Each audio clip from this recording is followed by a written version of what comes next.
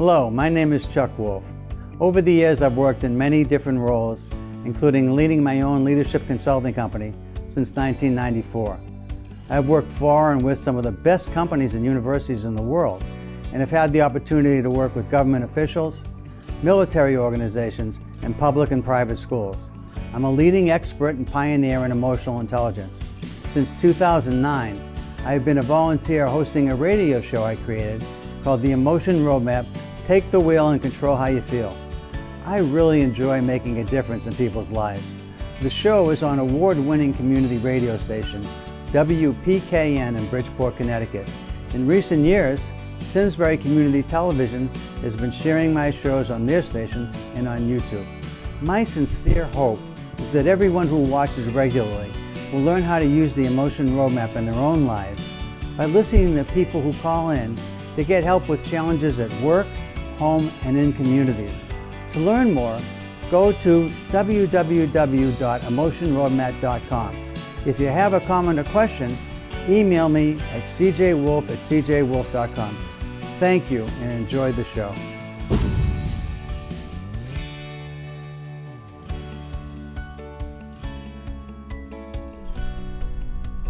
This is Chuck Wolfe, and you're listening to the Emotion Roadmap. Take the wheel and control how you feel.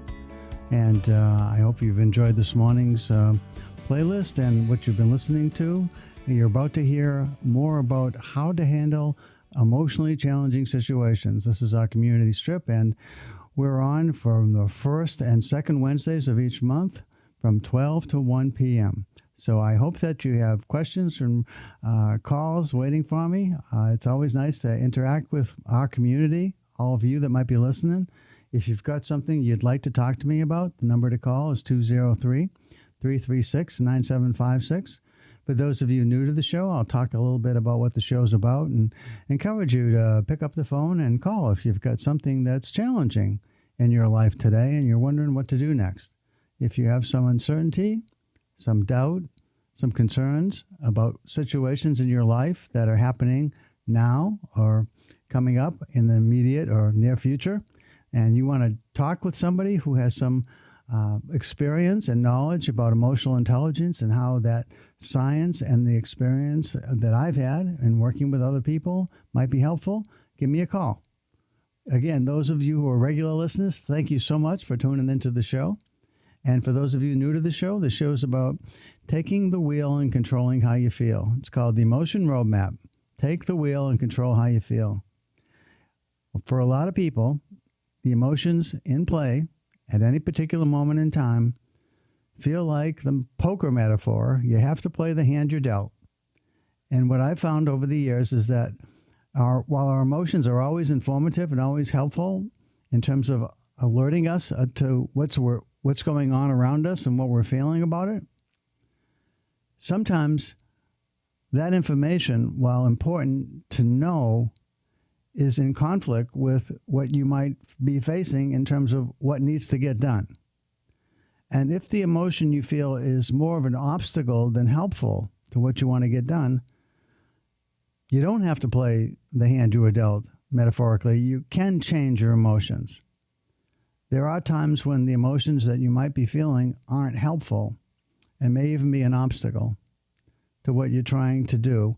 And when that's the case, this emotion roadmap, this concept, this procedure, if you will, this technique, this innovative idea about how to use this knowledge that's emerged over the last couple of decades around emotional intelligence can be helpful in changing how we feel.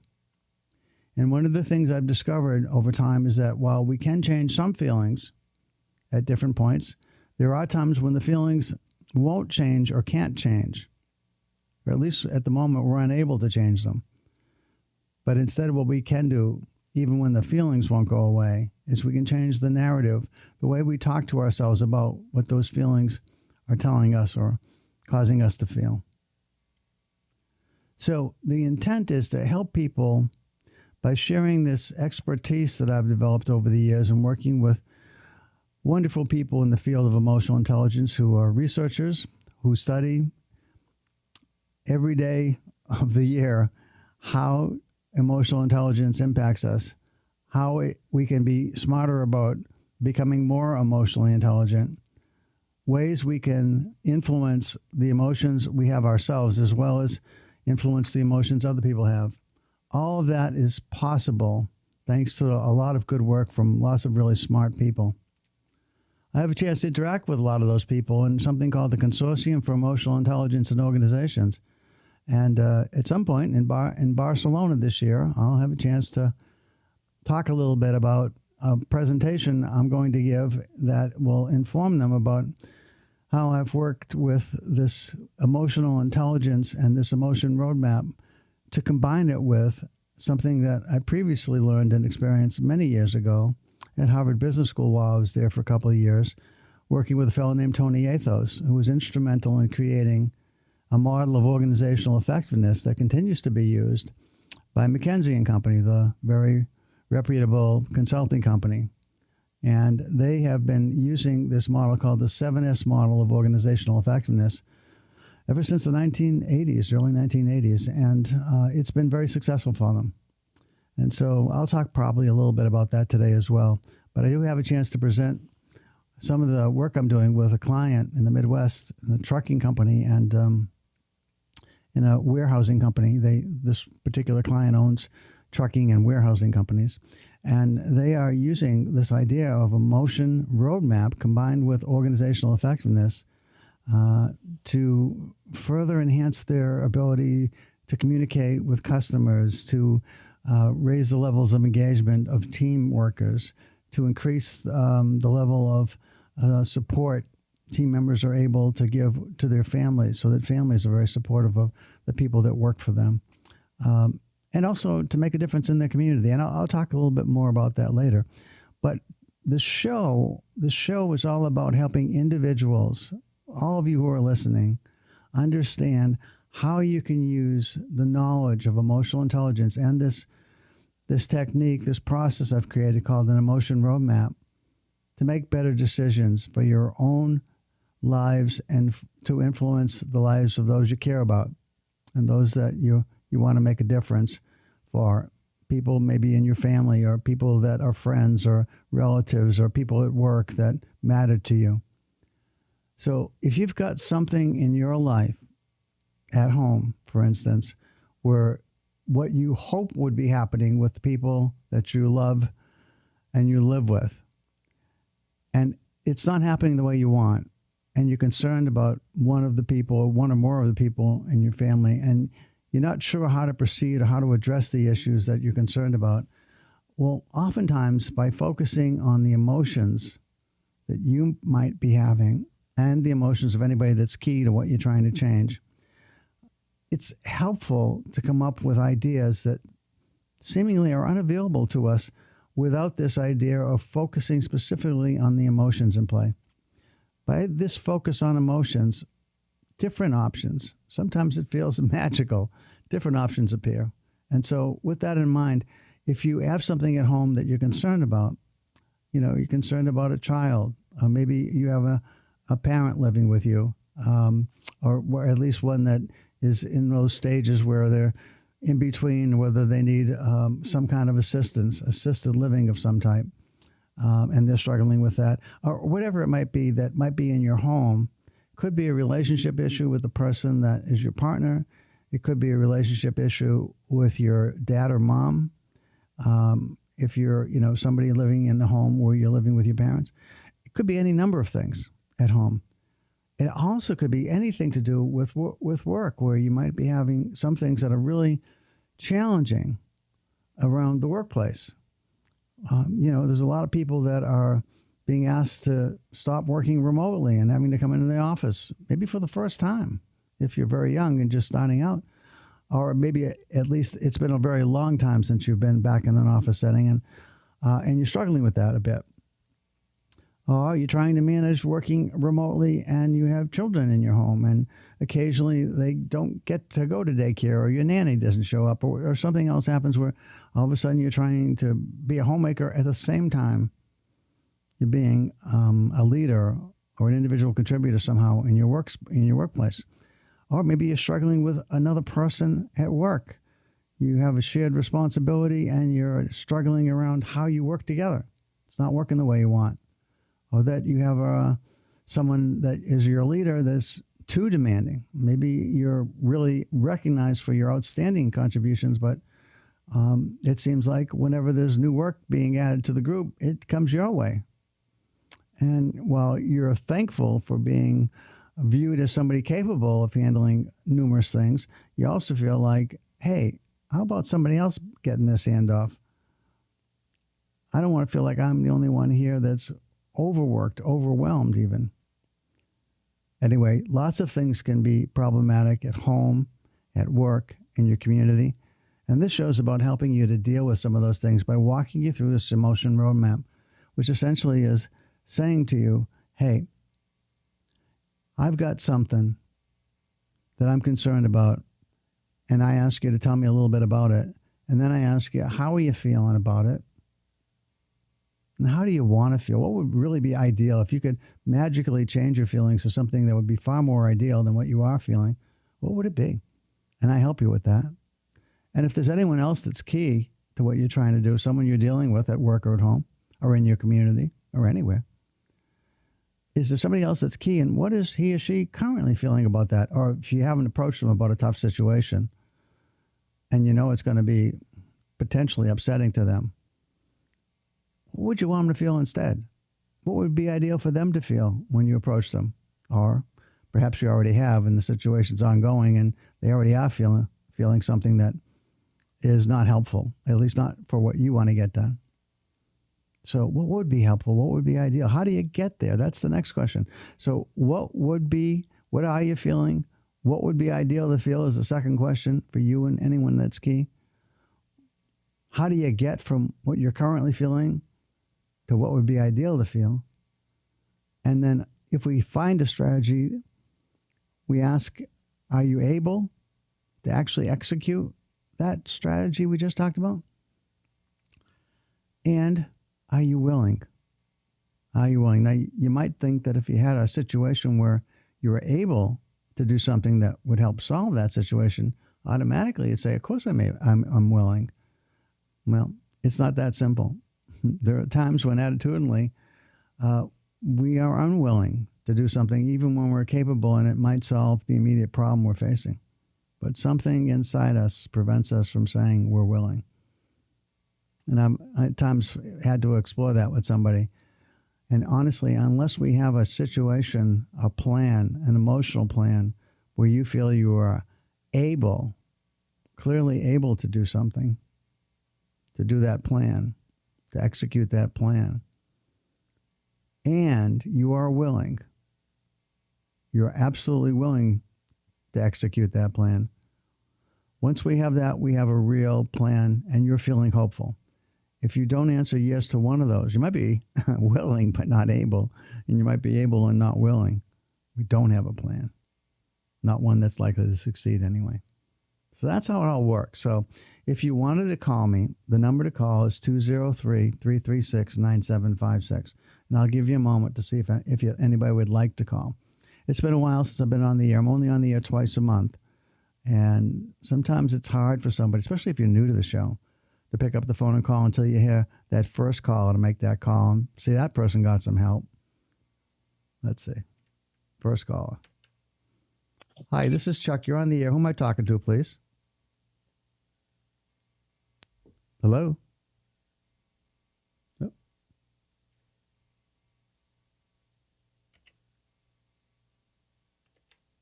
Hello, you're on the air. I'm sorry. Who am I talking to, please?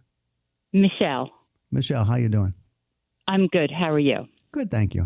How can I help you today? Okay. I've been listening to your program for a while, and I do enjoy it. And I have a situation. I don't know if you can help me or not, but I have a grown daughter who has had a boyfriend for 5 years. They live together. And it just feels like he's puts a kind of a wedge between my daughter and I don't think it's intentional. He doesn't have a good relationship with his parents, and I don't know if that reflects on the relationship that he has with my husband and I feel like my daughter and I are pretty close. We were close.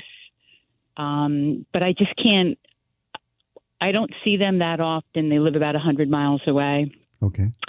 And every time, I mean, it's been 5 years and I feel like there's still quite a distance. I just can't connect with him. I feel like he's not allowing it.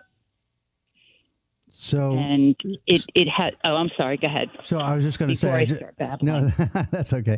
I just want to make sure I understand, Michelle. So you have a daughter that you've been close with, over the years, you've had a close relationship, and you have she has a boyfriend that she lives with 100 miles away from you, and you don't see him that often, but when you do see him, it feels like he's very distant, and perhaps there's a wedge being, or at least he doesn't feel close to you, and he doesn't have a good relationship with his own family. And at the same time, you worry that he might create a wedge between you and your daughter. And is that a fair summary? I think so. Then the question is are you experiencing a wedge between you and your daughter? Does that feel that way at times when you do see them?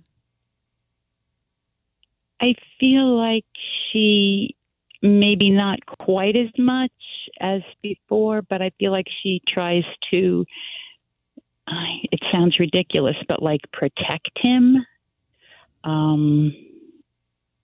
I don't know. I find it hard to put into words, like sort of running interference for him. So if you talk with her about this and she says things that make you feel like she's protecting him? In the beginning, I said a few things about, he just doesn't seem like he wants to have any kind of a relationship with us. And she said, oh, he's just quiet. Just give him time. And I feel like if I don't want to say too much to her because I don't want to make it seem like it's us against him, because I know who will, I don't want to say win, but you know what I mean? He's her future. Sure. She's in love with him. And he seems like, a nice enough guy. I can't quite understand what's going on. And I'm like sort of hurt. I'm sort of confused. And then, I've spoken to different people about it, and even my son, and he said, it's, everybody seems to say it's not you, it's him. So the question becomes, what next? Do you actually continue to try to, engage him when you do see him? Do you avoid any kind of conversations with your daughter about this so as not to, make her feel more uncomfortable and force her to feel like she has to choose between the two of you? That's sort of where the questions are, I think. Does that sound right? Right. I mean, I would never expect, of course she's not going to choose between the two of us, but I feel like if I make more of an issue out of it, I just sort of try to go along and be welcoming and just hope that over time that he'll warm up to us a little bit. So the feeling, I think, is, by the way, do you in talking to other people, do you recognize that there are other people that have similar circumstances with people in their families, when their children, with their partners? Yes. Yeah, right. Yes. So you don't feel alone in this? No. So, because I think it's fairly common. It's interesting. I think when I was growing up, it was there was a little different emphasis, at least the way I see it playing out these days, where I think as somebody coming into a family, the burden seemed like it was on the person coming into the family to try and be as comfortable and welcoming and make themselves feel like they or demonstrate they want to be part of the family of the partner they're joining. They want to be. They want to express themselves that way. They want to really work hard at making sure that they were doing what they could to develop a relationship. And I've seen in recent years that there's less of that happening on the part of the people who are partnering and more on the part of the parents trying to welcome in the person who's the partner of their child. Does that make sense to you? Yes, that's exactly it. I feel like I try not to do things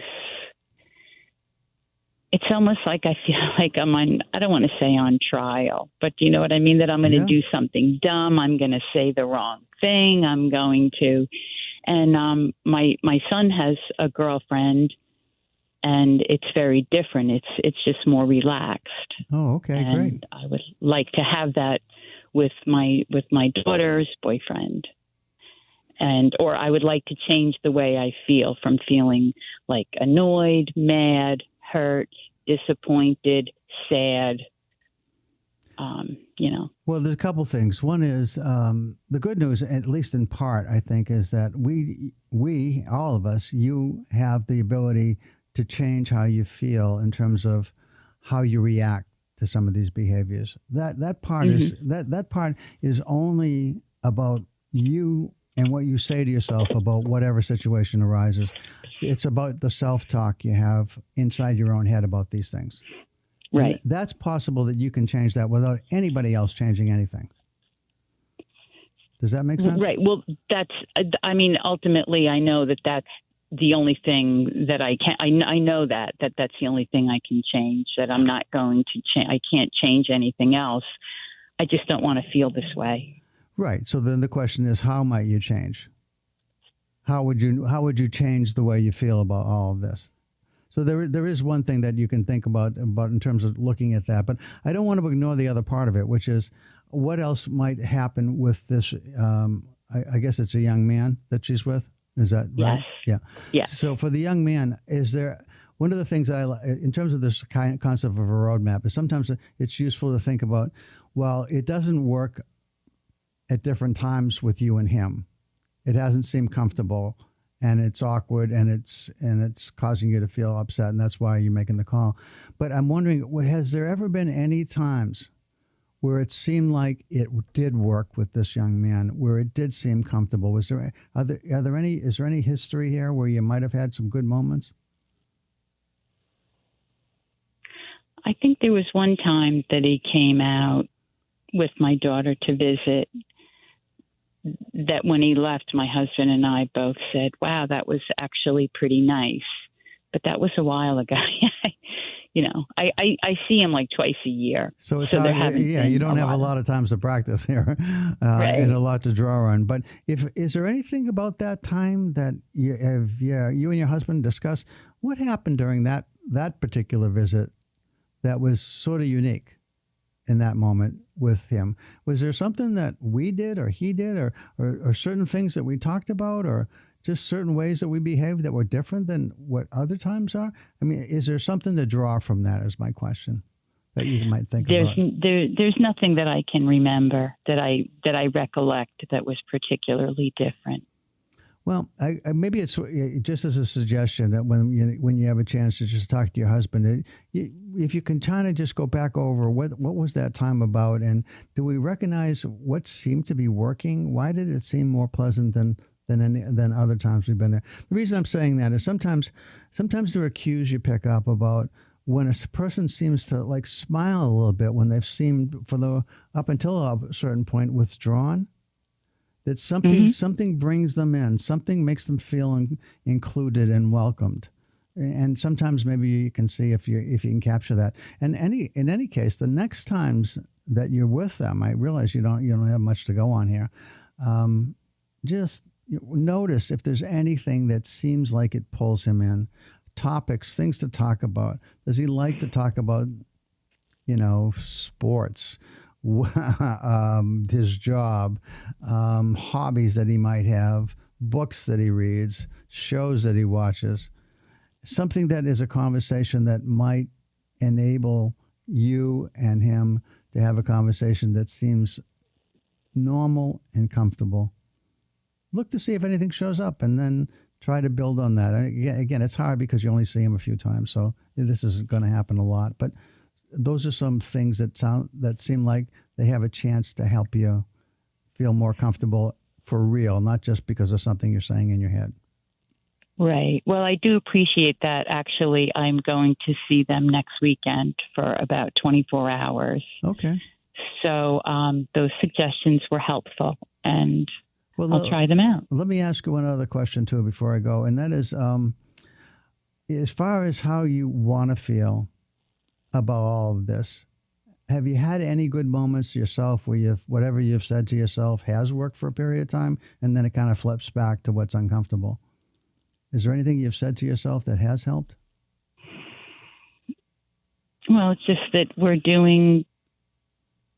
trying to be as welcome as we can, and we can only do what we can do. And we can't make him want to be a part of our family.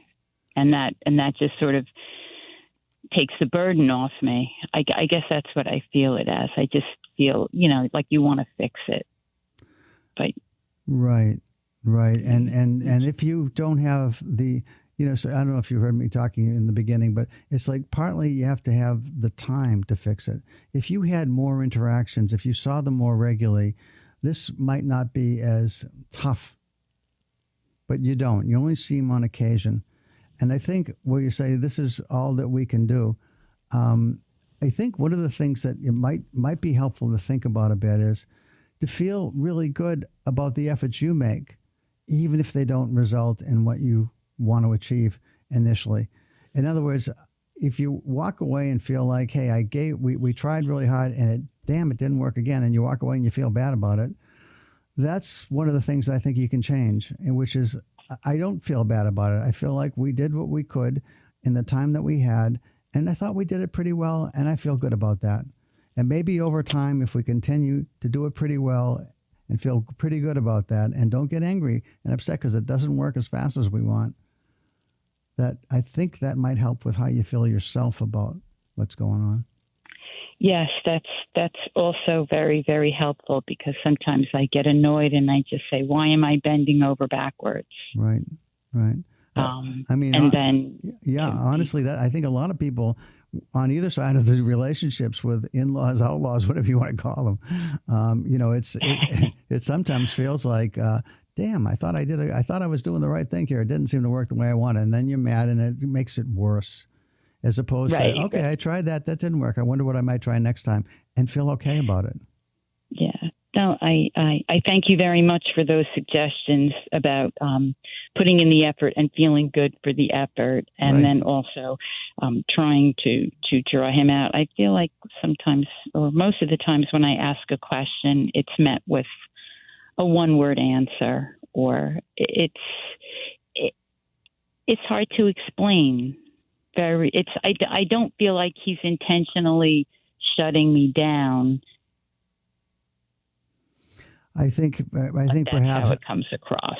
I think perhaps this is, something that is inside this person and has to do with his own upbringing and what he's experienced around his own parents, which you've told me wasn't wonderful.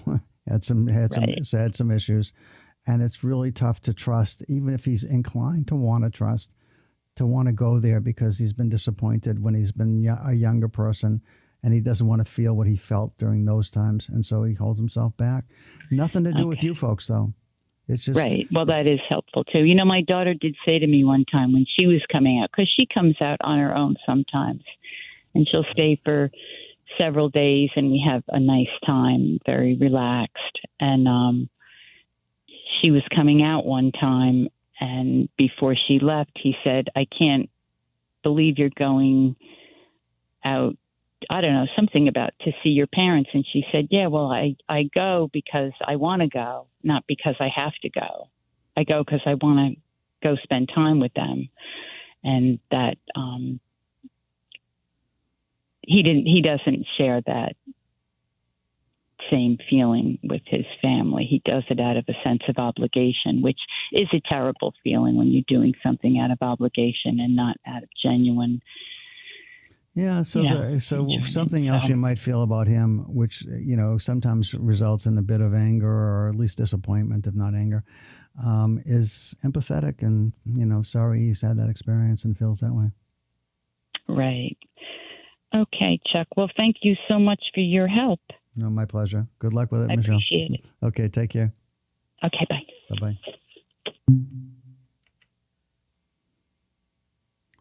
Well, that's how it works, everybody. That's the emotion roadmap in action. Thank you, Michelle, for the phone call. It's about trying to understand what somebody's feeling, what they'd like to feel, and trying to find ways to help them feel that way.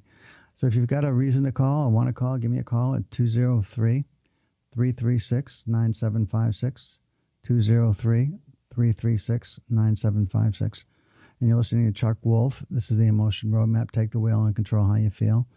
And we're on the air. I'm on the air on the first and second Wednesdays of each month from 12 to 1 p.m. Eastern Time. And we're on WPKN, and you can hear us streaming at WPKN.org. There's an app also for WPKN. And so I encourage you to listen to the station whenever you have the chance. If you're a regular listener to this show, I encourage you to listen to some of the other shows. I think a lot of the shows on this radio station, there's great music, but there's also other really great talk shows. Hopefully you think this is a great one too. Anyway, the number to call again is 203-336-9756. The show is the Emotion Roadmap. Take the wheel and control how you feel. I'll give you a moment in case you want to call. If not, I've got a topic I'm going to address in a moment, and I'll do that next if I don't get a call in the next moment.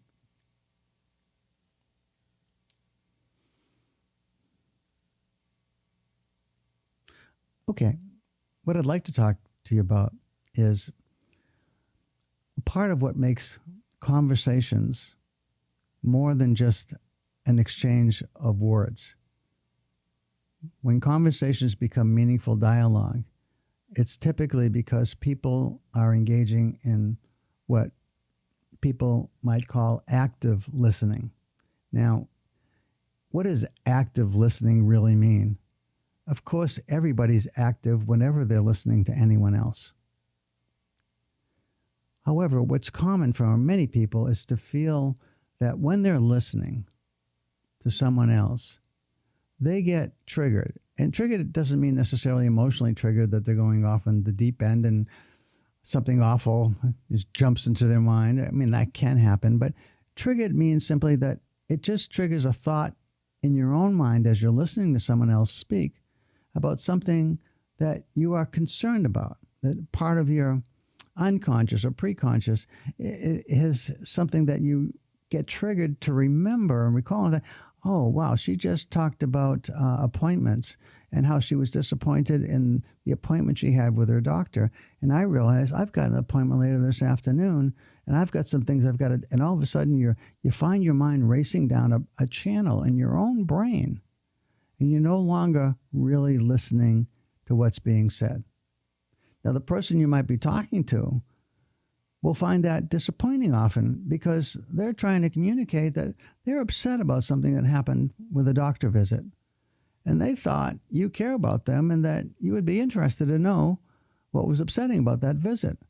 And then when they start to mention certain things and they realize you haven't been listening because they may ask her, what do you think? And you don't know what to think because you haven't heard the last few sentences because you've been thinking about your appointment yourself in the afternoon.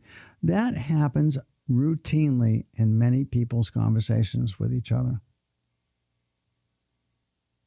Now, you might be able to recover quickly and just say, oh, I'm sorry, just for a second. I just remembered I had an appointment when you said that, so I got lost for a second. I'm sorry. You were saying that you went to the doctor and then what happened? And you might ask them to repeat it. And you're more focused again. And you're more active in the way that you're listening. You're actively listening to them. You're not having your own thoughts about things going on in your own brain. It's hard, though, to do this without having us go down different trails in our own mind because we have lots of things that we think about that get, again, triggered by certain words or certain statements or certain concerns that somebody else has that, hey, I'm also disappointed about something. Let me tell you what I'm disappointed in. And you want to talk about yourself. Now, what is a reason not to engage like that? Because most conversations kind of go that way.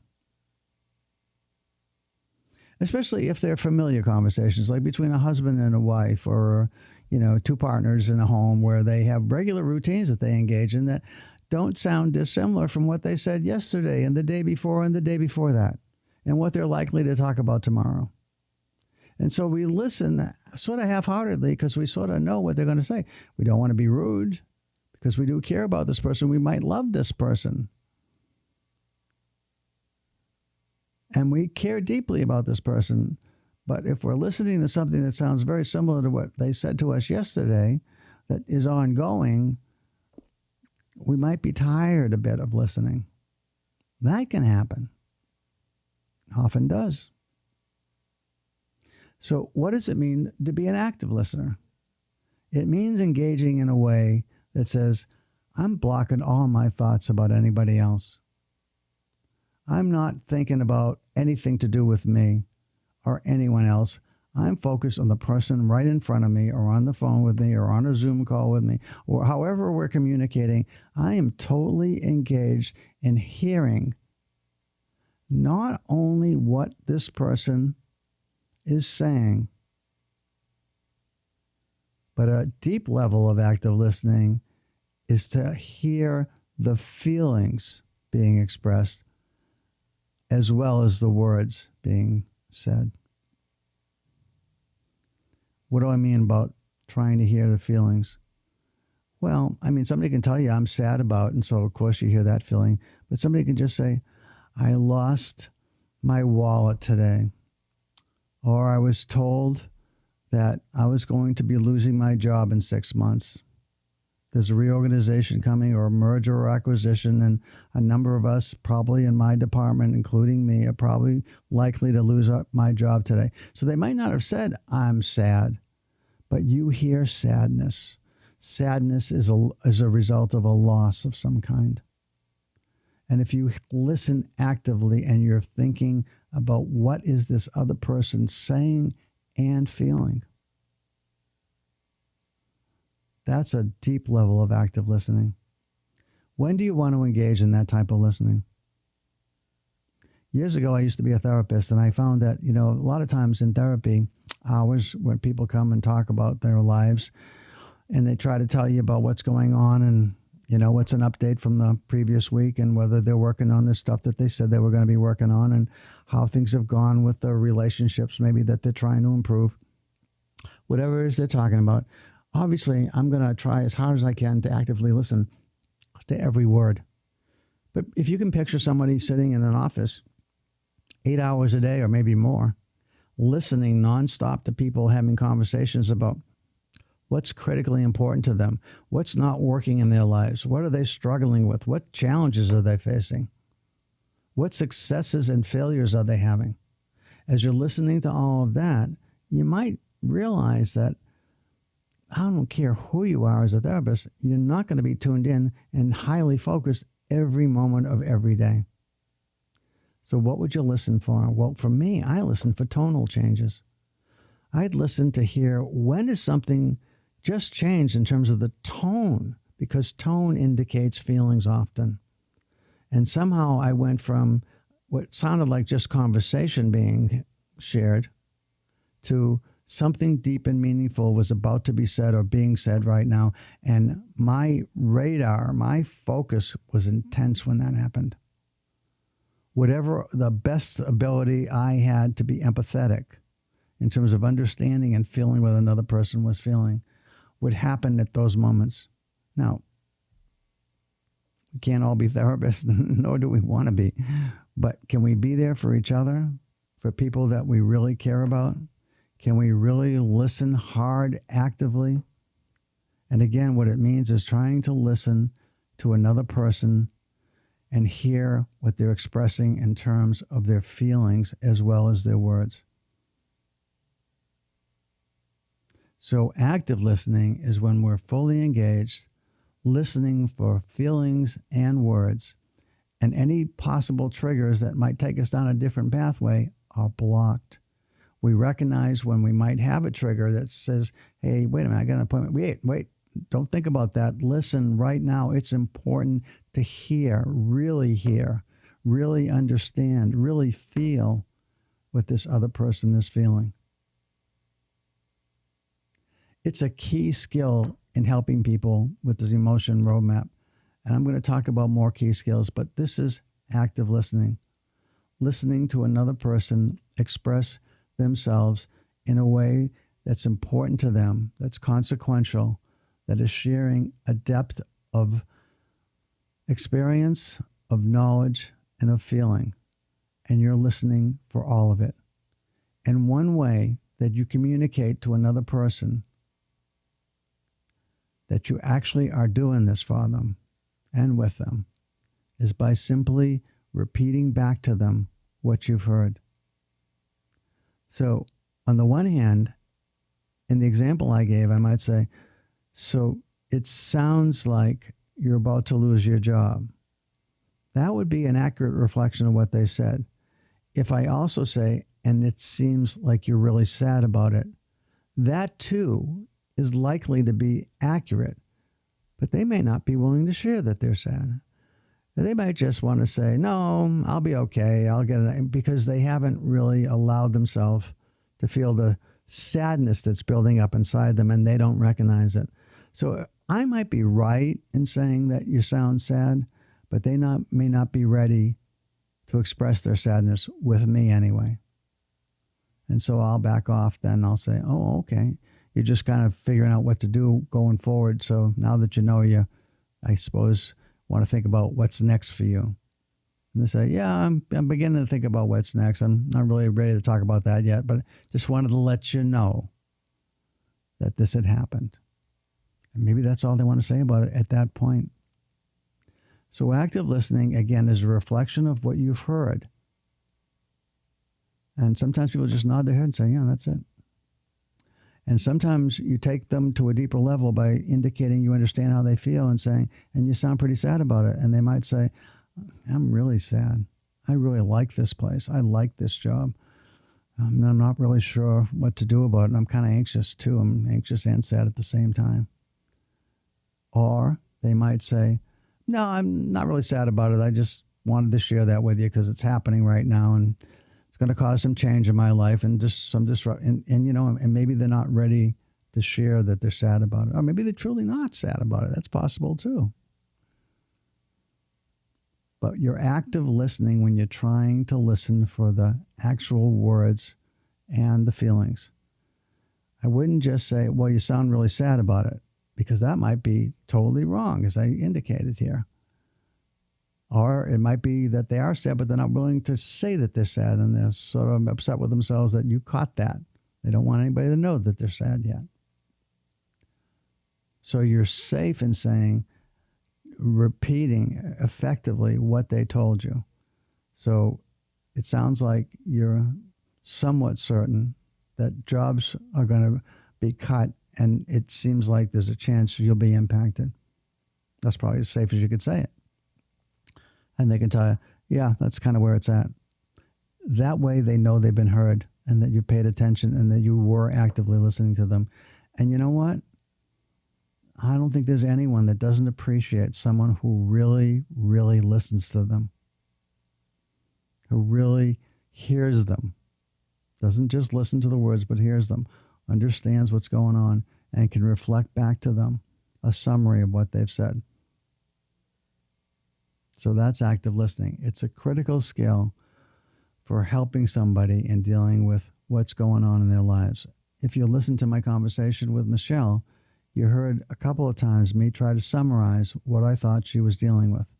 And then as I recognized some possible concerns she might have, I wanted to check and make sure that those concerns were things that she understood. For example, the fact that she has somebody in her life through her daughter who is not working to make himself feel included and welcomed into their family. He's kind of holding back, sort of standoffish, makes it uncomfortable. But I wanted her to know, do you realize that you're not the only one who has this kind of struggle with their children being partnered with somebody else who is not necessarily wanting to be a part of this, of your child's family? That's a common thing, actually. And it seems like it's more common than it was when I was growing up. So I checked with her on that, and she said, yes, she realized that. Good to know you're not alone in this. Second, you understand that part of what you can do is what you can do. And rather than feel disappointed that it didn't work and be mad that you didn't figure out how to get it right, be proud of the fact that you actually stood up and did what you thought was the right thing.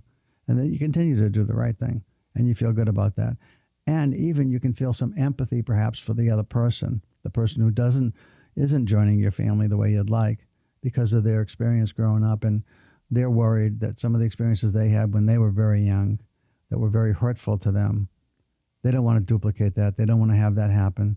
They think that if that did happen, maybe it would jeopardize the relationship with the person they love, their daughter, Michelle's daughter. So there's lots of things here to think about as you're listening about how you might be helpful to somebody. But it starts with active listening, which is the way you try to summarize what you've heard in order to make sure that what you say next is based on your understanding of what the situation actually is. Okay, that's what I wanted to say about active listening. Again, you're listening to WPKN 89.5 FM, listener-supported radio in Bridgeport, Connecticut. And I'd like to just ask you if you'd like to call. The number is 203-336-9756. 203-336-9756.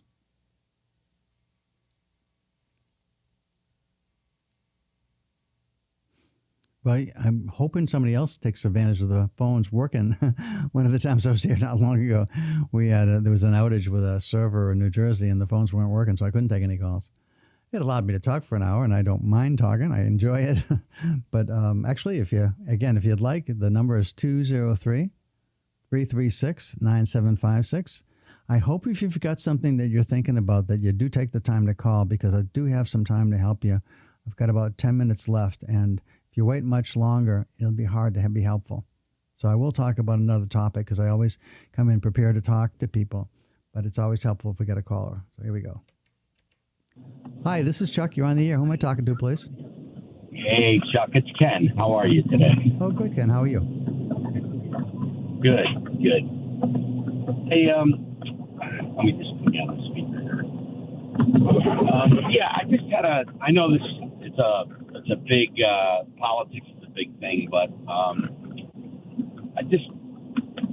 I'm having problems with some people, some friends that I've known in family like my entire life, and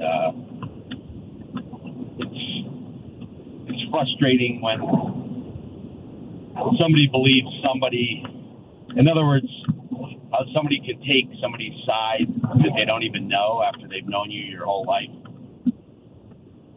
and how they could believe a certain person. You know who I'm talking about? Well, I think so, but I mean, first of all, it's sort of hard to hear you. Do you have your radio turned on? If you could turn that down, that would be helpful. Hold on, let me turn this. Okay, thanks. We got a regular speaker. Yeah, that's better. Thank you. Okay. Go ahead. I mean, it sounds like you're talking about, the politics and national politics. Is that what you're talking about? Yeah. I'm talking about ex-President Trump. Sure. And, I mean, a lot of people say, well, I like what he says and this and that. Well, he says a lot of awful things. And people that I've known my entire life, smart people also, I don't know how they could like what he says about people's wives and women and, calling Democrats enemy of the people, scum of the earth, when when you're integrated, part of your family members are Democrats and independents. So is that what you think of them? Not you, but you know what I'm saying. So you're saying very that frustrating. Yeah, you're saying the people that believe President Trump was a good president, and he fights for the people. All the arguments for President Trump that are out there, why people are so loyal to him. How could they possibly be in that camp? Is what you're wondering about. Smart people, you said, who are people you've known for a long time, maybe most of your life, and yet they're saying things that you find unbelievable. Sort of. Does that sound right? Right. I'm like, I say to myself, how could they say that he's a good person? I'm looking for a redeeming quality of this man, and I just can't find one. I mean, he's under another indictment. Everybody says, it's a witch hunt. He says it's a witch hunt, and people believe it. He says the election was stolen. It wasn't stolen. And I've been cussed out by people that I've known, my entire life. Who believe this? Like, he wouldn't even stop if your car was burning. He wouldn't even stop to see if you and your broke. So I guess one of the things that you recognize is that there are people that are firmly convinced that the worst scandal we've ever had is the Biden family, right? I mean, Well, the other thing is, they talk about Biden being this old, decrepit old man who can't even walk, yet he's a mastermind behind the election scandal. You can't have it both ways. It's ridiculous. So I think, let me try and do this without taking any partisan side here. No, I understand. Sure. So one of the things that I've done over the years is because one of the things that struck me was that when President Trump first got elected, it was like, okay, usually a president has a honeymoon period. That didn't happen, right? I mean, people were leaking his phone calls right away. They were, they tried to take out his, what was it? I forget now. But some of the people in his staff, they tried to put him under investigation. They did some things. I mean, just like, really? I thought, once we all got past an election, we all said, okay, he's our president. I didn't vote for him, but he's our president, so I want it to work. Right. Right? That didn't seem to happen for President Trump, I don't think. I know. But the thing is that he also stood in front of the FBI and the CIA wall of the stars, of the unnamed stars, and had no respect for the people that served under that and gave up their lives. And he's talking about how big his crowd size is in front of a wall that should be honored by citizens. I'm trying not to be partisan, so I'm not taking a side. I'm just saying that there were things that happened that I think on both sides I agree. I agree with you. Sure. In my mind, just reprehensible, and it's not one. It's not one or the other. It seems like it's both national parties. So what I found myself at least leaning towards again these days is I look at the person, and if I like the person, I'm not going to worry about the party anymore. Right. Well, I think it is the person that makes me more like. How do you think? Not how do you think, but how do people that I know think that he's a good person? Well, I'll tell you, one of the things I found was really interesting over the years was I used to love to talk about politics, before this era, seems like the last 10 years or so, because it seemed like when you could talk about politics, if you had smart people in your life that had different points of view than you, I always thought, well, why would you think that? But not in a way like I thought you were crazy, but just I think you're smart and maybe I'm missing something. Right. And so I always went into that, but I also wanted to say, hey, this is why I don't think that's true. This is what I believe, and want to be able to share. And I found it so hard to do that in recent times. That so many people just are. And part of it, I guess, is cable news. It was so interesting after that. After what happened last night with the new indictment, it was like I did turn in because I was it's an important day in our history. And on one cable station, there's like, oh my God, this guy's so corrupt. He should be in jail for a million reasons. This is just more of them. And on the other channel, it was like, this is the weakest indictment we've ever seen. He talked about January 6th, but he didn't indict him for January 6th. And it was totally different.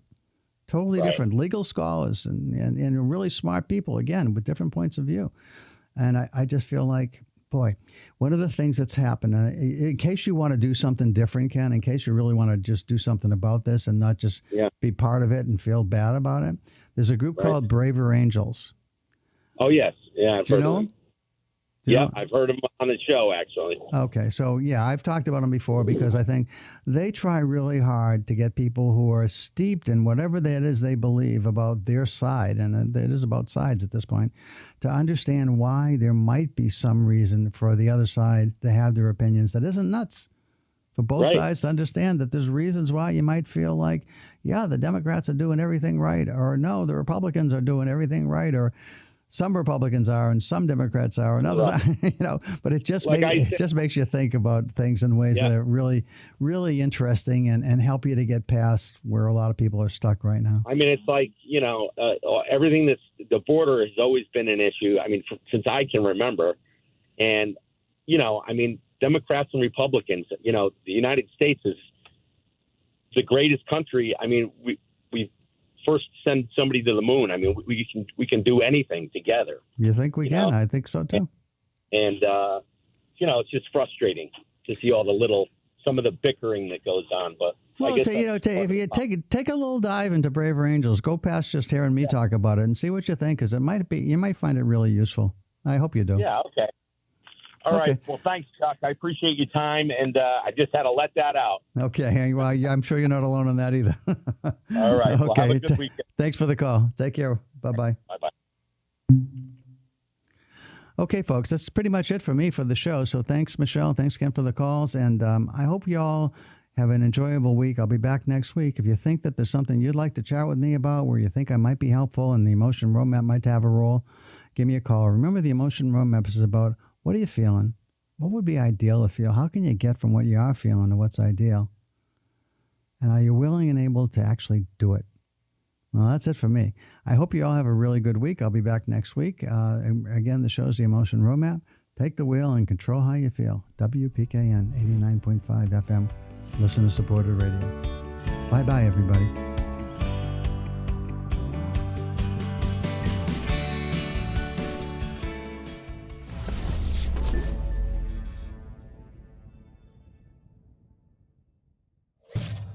Funding for Simsbury Community Television is provided in part by contributions from viewers like you. Thank you.